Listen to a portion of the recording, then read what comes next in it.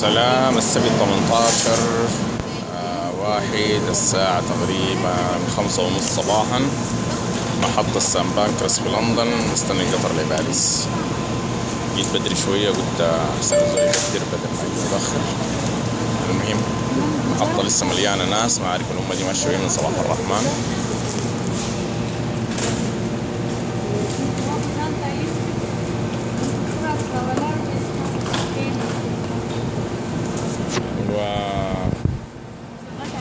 مستني القطر. العفش عذبني مع انه ده اديت جزء منه خليته في البيت، جزء ما قدرت اشيله وغايته شغلانه.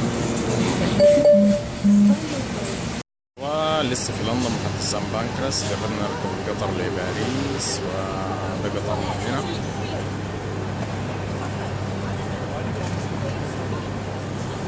فضل لنا زي تلت ساعة نشوف شنطنا حاجتنا نقوم نركب. نشوفكم في السودان، دي عربيتنا، نشوف الكرسي في المحطة، نشوف كرسينا وين ومحلاتنا وين.